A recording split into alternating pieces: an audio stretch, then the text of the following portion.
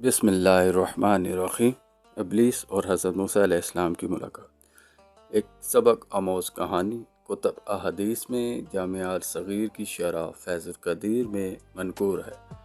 ایک زمانہ تھا جب حضرت موسیٰ علیہ السلام اللہ کے نیک بندوں میں سے تھے جن کی دعائیں آسمانوں تک پہنچتی تھیں۔ ایک دن ابلیس جو اللہ کی رحمت سے مردود ہو چکا تھا اپنے دل میں ایک چھوٹی سی امید لے کر حضرت موسیٰ علیہ السلام کے پاس آیا۔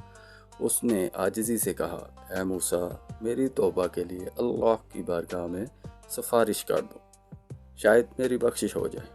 حضرت موسیٰ علیہ السلام جو کہ اللہ کے نبی تھے نے اس کی بات مان لی اور اللہ کے حضور اس کی سفارش کی۔ اللہ عز و جل نے ارشاد فرمایا، اے موسیٰ، اگر ابلیس آدم علیہ السلام کی قبر کو سجدہ کر لے میں اس کی توبہ قبول کر لوں گا۔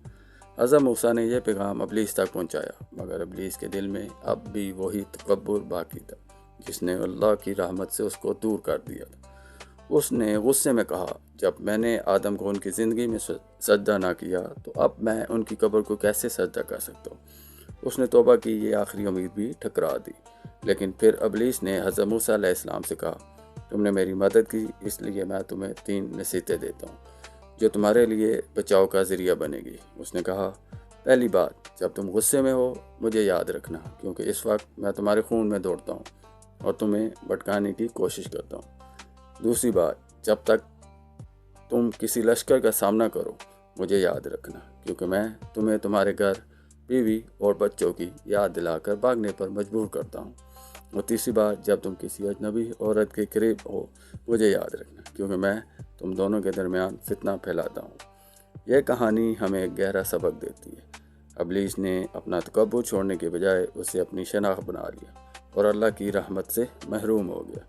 مگر اس کی نصیحتوں سے ہمیں یہ سبق سیکھنا چاہیے کہ زندگی کے مشکل لمحوں میں ہمیں اپنے ایمان کو مضبوط رکھنا، غصے، خوف اور فتنے کے وقت اللہ کو یاد کرنا ہی ہمارا اصل ہتھیار ہے۔